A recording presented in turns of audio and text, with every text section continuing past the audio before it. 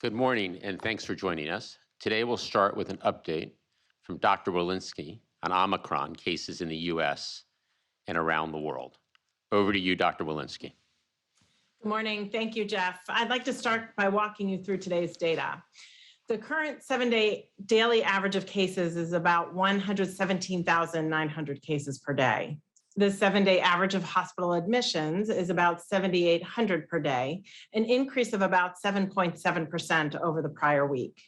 And the 7-day average of daily deaths are about 1,100 per day, which is an increase of about 5% over the previous week. And of course, tragically, this week as a nation, we mark 800,000 deaths from this virus.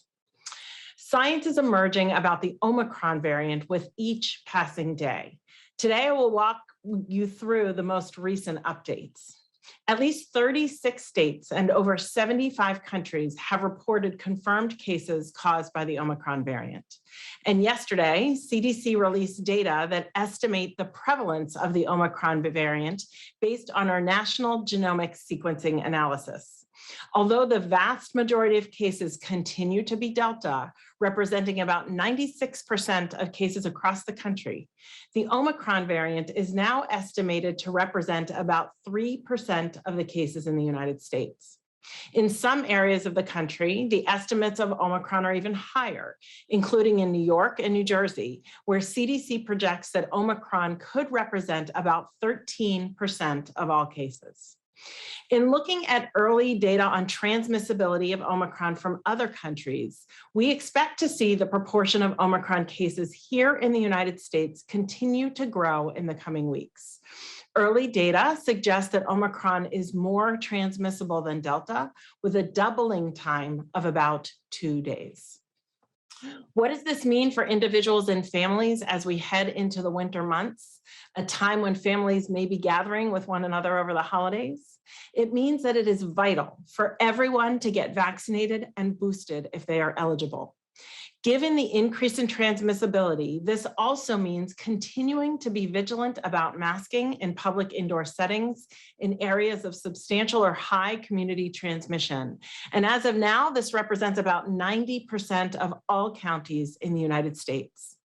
Vaccination, boosting, and masking are especially critical for those who are most vulnerable, including seniors, pregnant people, and those who are immunocompromised. Tomorrow, we will release data on CDC's COVID data tracker that provide a snapshot of national and state level data on COVID-19 vaccine and booster effectiveness among residents of CMS certified long-term care facilities. The graph displayed here shows COVID-19 cases among nursing home residents by vaccination status, including individuals who are unvaccinated, represented by the top red line, those who are fully vaccinated, represented by the middle blue line, and those who have received an additional booster dose, represented by the bottom green line. As expected, nursing home residents who are unvaccinated have the highest weekly COVID-19 case rates, which increased from 3.4 to 8.8 per thousand nursing home residents between October 31st to December 5th. For those who are fully vaccinated, we are starting to see cases increase, which is likely due to the waning of vaccine protection over time. But the good news is that these data show that nursing home residents who are fully vaccinated and have received a booster dose have a 10 times lower rate of getting SARS-CoV-2 in comparison to those residents who have only received a primary vaccination series or are unvaccinated. These data also show that COVID-19 case counts are increasing among residents who are unvaccinated and those who received a primary series without a booster, while case rates are stable and low among those who received an additional or booster dose. Taken together, these data emphasize the critical importance of boosters to optimize the protection of vaccines over time, and that when boosters are used, that protection works. Throughout the pandemic, we have understood the urgent need to provide protection to our aging populations, and CDC has been actively working to equip nursing homes to best protect their residents and to encourage older Americans to get boosted. These efforts have resulted in approximately 60% of eligible seniors receiving a booster already. And while we've made good progress, we know we have more work to do. CDC is working in close partnership with states, localities, and providers across the country to expand access to boosters and to ensure that every state has access to the resources and support they need to protect those at highest risk, including residents of long-term care facilities. This includes CDC's proactive assistance to long-term care facilities that need help by matching them with a retail pharmacy through the Federal Retail Pharmacy Program to provide an on-site clinic. Thousands of facilities have already been matched through CDC or by requesting support through their state health department. Given the data presented today, we urge participation of both residents and staff in our booster program. And we are collectively working closely with states at all levels, including weekly calls with governors, state health officers, and immunization programs. Just yesterday, we celebrated the 1-year anniversary of the first COVID-19 vaccine in the United States. And now we have over 200 million Americans fully vaccinated and more than 55 million boosted. In this moment, as we continue to learn more and are guided by the evolving science, it's important to remember that we have far more tools to fight this virus than we ever did just 1 year ago. Thank you, and I'll now turn things over to Dr. Fauci. Thank you very much, Dr. Walensky. I'd like to now spend a few minutes talking about the Omicron variant in the light of the effect of boosters. If I could have the first slide. Clearly, because, first slide, please. Clearly, because we have an intense interest on the evolving scenario with Omicron, a number of studies have been done throughout the country and the world to take a look at how we might prepare in the context of vaccinations. And I'll divide it up into two components. Next slide. The first is to look at selected in vitro neutralization studies, namely the capability of vaccine-induced antibodies to neutralize the new Omicron variant. Next slide. This is data from Pfizer-BioNTech. If you look on the left-hand part of the slide, this is 21 days after the second dose of the Pfizer product. Note the purple bar in the middle on the left, which is Omicron. Clearly a substantial diminution in the pseudovirus neutralization titer, which is measured on the vertical axis. On the right-hand part of the slide, 1 month after the third dose, take a look now again at the purple bar, which has gone up substantially from the 6, which is circled on the left, to 154. Again, this is one of a number of representative studies. Next slide.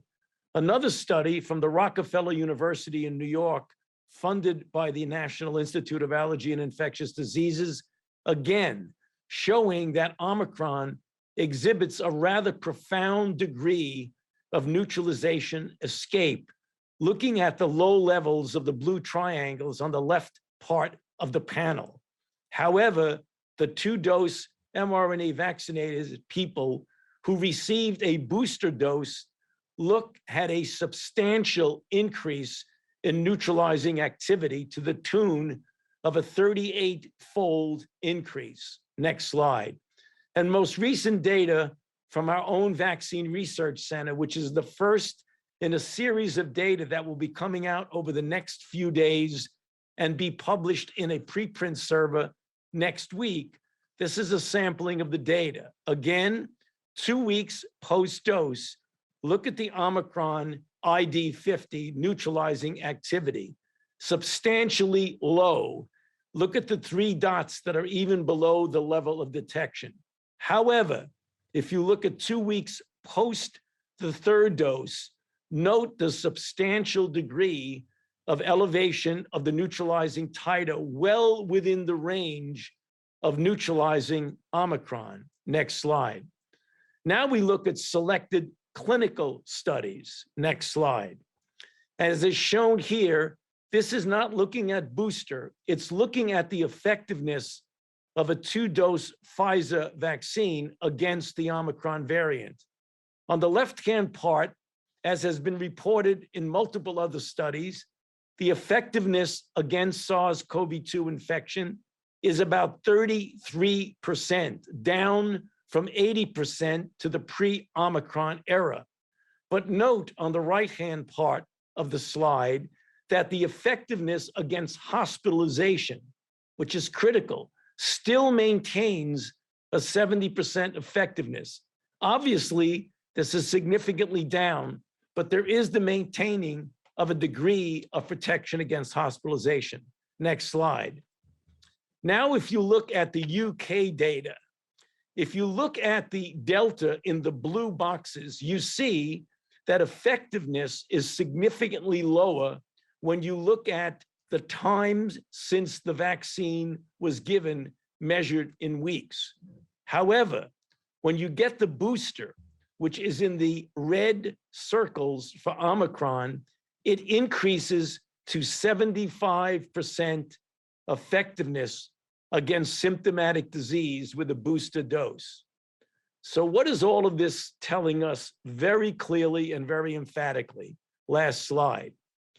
The Omicron variant undoubtedly compromises the effects of a 2-dose mRNA vaccine-induced antibodies and reduces the overall protection. However, as I showed on a prior slide, considerable protection still maintains against severe disease. The early in vitro and clinical studies that I mentioned indicate that boosters reconstitute the antibody titers and enhance the vaccine protection against Omicron. And so finally, our booster vaccine regimens work against Omicron. At this point, there is no need for a variant-specific booster. And so the message remains clear. If you are unvaccinated, get vaccinated, and particularly in the arena of Omicron, if you are fully vaccinated, get your booster shot. Back to you, Jeff. Thanks, Dr. Fauci. So as we just discussed, as Dr. Fauci presented, each day we are getting additional data that gives us a clearer understanding of the Omicron variant. And as Dr. Fauci just importantly explained, our vaccines work. They continue to provide people protection against this new variant, and booster shots provide the highest level of protection. From day one, President Biden has been laser focused on getting shots in arms. He marshaled a whole of government effort to make vaccines readily available and easy to get at more than 80,000 locations nationwide. And he empowered local leaders with the tools and resources they needed to answer people's questions and get their communities vaccinated. Vaccines are the best line of defense against COVID, plain and simple. They keep people out of the hospital and save lives. The latest data from CDC shows that an unvaccinated individual is 8 times more likely to be hospitalized due to COVID and 14 times more likely to die from COVID compared to a fully vaccinated individual. Just yesterday, a new study from researchers at the Yale University School of Public Health and the Commonwealth Fund quantified the impact of our relentless effort to get Americans vaccinated. Looking at the impact on hospitalizations and death, what you see on this slide is the U.S. vaccination program has already prevented 10.3 million hospitalizations, and it has saved 1.1 million American lives. 1.1 million American lives saved. That's the power of vaccines. That's why we have worked so hard to get shots in arms. And that's why getting more Americans vaccinated and boosted is central to the president's plan to fight COVID and confront Omicron this winter. Since the president announced his winter plan on December 2nd, we've been hard at work executing, using every tool at our disposal. The president's plan is delivering significant results. 60% of all eligible seniors, including 60% of eligible long-term care residents, those most vulnerable, are now boosted. and these numbers increase each day. Overall, we're now getting booster shots to millions of Americans each week. As I said earlier, it's really important to emphasize the importance of everybody getting their booster, but particularly eligible seniors. And we're at 60%, and as Dr. Walensky said, we want that number to go up each and every day. Overall, we're now getting booster shots to millions of Americans each week. In fact, across the first 2 weeks of December, we've gotten 14 million booster shots. That's our highest ever 2-week total. So our booster program is accelerating, and our overall vaccination program is also on the increase. In the first 2 weeks of December, we've gotten 26 million total shots in arms. That's up 40% from the last 2 weeks of November. This is significant progress, putting us in a stronger position as we confront Omicron and head into winter. Let me close with the message that we want every American to hear. If you're eligible for a booster shot, it's critical that you go get boosted today. Don't wait. And please get your kids and yourself fully vaccinated if you haven't already.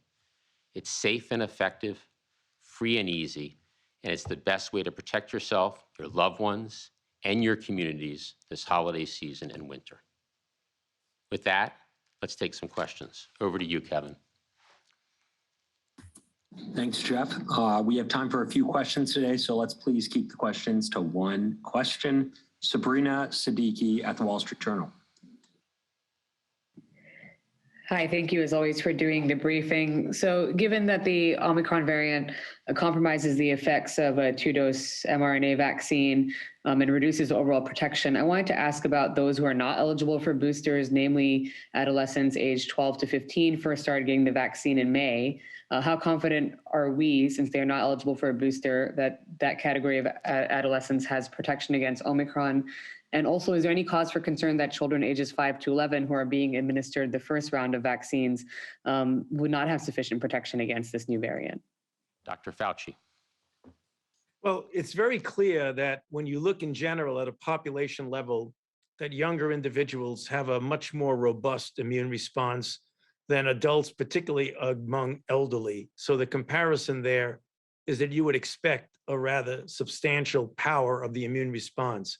Having said that, we continually look at the durability of response and the level of response in the people that have been followed in the various studies.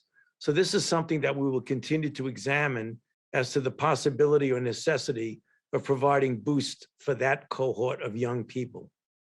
Thank you. Next question. Go to Catherine Bond at Vanity Fair. Thank you for the briefing and thank you for taking my question. 2 weeks ago, the African Union put out a statement calling on donor countries to no longer send donated COVID vaccine doses that were ad hoc, provided with little notice, and had short shelf lives. They also called on donor countries to include ancillary supplies with those donations, including specialized syringes for the Pfizer doses. My question is, has the White House, in light of this, reconsidered its policy of not including specialized syringes with the Pfizer donations? Or has it made any change to that policy? Thank you. Well, thanks for the questions. I want to start for the question, and I want to start by saying that the doses that we are sending are not short-lived doses, meaning they have an extended period of shelf life. So that might be happening with other countries' donations, but not with the U.S. donations. And we've sent 320 million doses now to 110 countries, and that's more than every other country in the world combined. And as you know, that's part of an overall commitment of a minimum of 1.2 billion doses donated with no strings attached. And we plan on building on that total across time. I think importantly, the U.S. State Department and USAID are leading the administration's efforts to work to turn vaccines into vaccinations. And that does mean that we need to make sure that there are enough syringes and needles. And our team has been helping with the global effort to ensure that there are the syringes and needles. The AID team and the state team are working to help train health workers to vaccinate people on the ground, run local media campaigns, and also to launch what we've done here, mobile vaccination clinics. Just last week, USAID added $400 million. That brings a total of $1.7 billion for global vaccine readiness. Administrator Power made that announcement last week, and that includes within that 400 efforts to bolster the cold chain storage in various countries, set up field hospitals, train health workers, build data systems, and support campaigns to increase vaccine confidence. So we'll continue to do all we can to support getting vaccines to countries, and then importantly, as you point out, taking vaccines and make sure that they become needles and arms and actual vaccinations, and that includes efforts to support with the needles and syringes needed to do just that. Next question, please. Let's go to Jeremy Diamond at CNN. Hey, thanks very much for doing the briefing. So tomorrow, the Advisory Committee on Immunization Practices is meeting to discuss the Johnson & Johnson vaccine. I'm wondering if Dr. Walensky could say why that meeting was called and whether you believe that the benefits of getting J&J no longer outweigh the risks. And then secondly, given the rapid spread of Omicron and the data on protection against Omicron from a booster shot versus a 2-dose regimen that Dr. Fauci just presented, isn't it time to change the definition of fully vaccinated to 3 doses? And if not, what more data are you waiting on to make that decision? Thank you. So Dr. Walensky on the ACIP and then on the definition of fully vaccinated. Yeah, thank you for that question, Jeremy. So ACIP meets intermittently to review the safety data of all of their vaccines, and I will look forward to their discussions tomorrow and to review of those data and to any recommendations that come thereafter. In terms of the definition of fully vaccinated, as you know, the definition right now is 2 doses of an mRNA vaccine or a single dose of the J&J vaccine.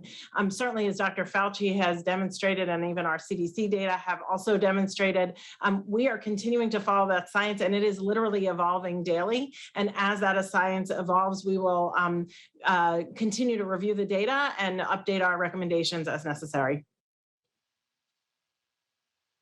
Next question. All right, go through a few more. Josh Wingrove at Bloomberg. Hi there, thank you so much. Can you give us a sense of what employers and schools should be doing right now? We're seeing a lot of employers put on hold their return to office strategies. We're seeing schools and colleges move to virtual or warn about the need to move to virtual. We're seeing widespread outbreaks in Major League Sports leagues, for instance. Do we think that this is mostly the Delta surge that we're seeing across the Midwest and Northeast, or is this believed to be that plus Omicron? And do you think overall that we need to be, in essence, locking down a little bit again? Should employers, should schools be taking the precautions that we're seeing, or are they overreacting? Thank you. Dr. Walensky. Yeah, maybe I'll start, Josh, and just say, our guidance from the CDC has actually been very clear as to what we should be doing in preventing these cases from happening. Of course, as we've been saying, getting vaccinated, getting boosted, especially with emerging data, that the boost will really be helpful, both with regard to Delta, but also with regard to Omicron. But also our masking guidance has actually not changed. In areas of substantial or high transmission, we should be having public indoor masking for everyone, vaccinated or unvaccinated. That is 90% of the counties right now. Adding ventilation, adding distancing and hand washing, all of those continue to hold and continue to serve us very well in preventing disease. And we would just encourage local jurisdictions to employ the interventions that we know work. Yeah, I would just add, consistent with what Dr. Walensky just said, we have the tools to fight this virus, including Omicron, and we're in a very different and stronger place than we were a year ago, and there is no need to lock down. We have the effective vaccines. Dr. Fauci just talked about, including against Omicron. We have booster shots for all adults. We have now a vaccine for kids age 5 and 11. That means we now have vaccines for 95% of Americans. We know how to keep our kids in school and our businesses open, and we're not going to shut down our economy in any way. We're going to keep our schools and our businesses open. Next question. Go to Serena Marshall at Now This News. Thank you so much for doing this. I was wondering how much more widespread it's Hey, Oops, Serena, what? you're cutting out. Can you hear me now? We were having trouble hearing you. Hold you. Hey, Serena, we'll just get back to you. Let's go ahead and go to our last question. Let's go to Brenda Goodman at WebMD.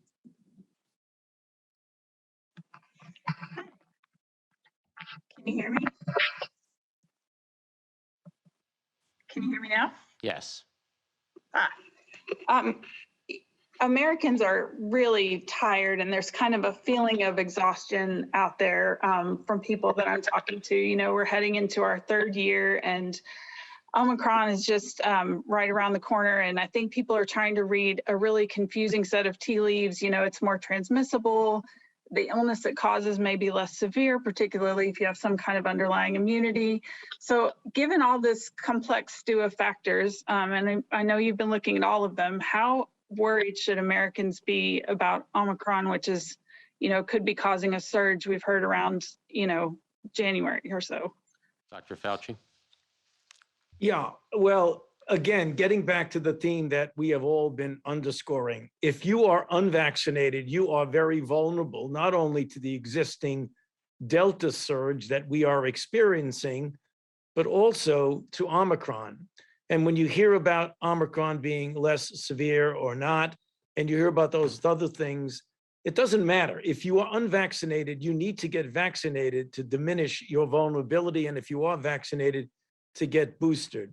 It is very difficult to predict, as you say, to read the tea leaves. So if you can't read the tea leaves accurately, then do the things that we've been recommending. All of the recommendations from the CDC about prudence and wearing masks in indoor crowded places that are public settings, but also continue to understand the importance for yourselves and your families and your community of getting vaccinated. Those are the tools we have. If we didn't have these tools, I would be telling you to really, really be worried. But we have tools.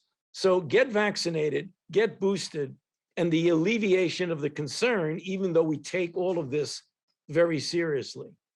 Back to you, Jeff. Good. Well, thank you, everybody. We look forward to the next briefing.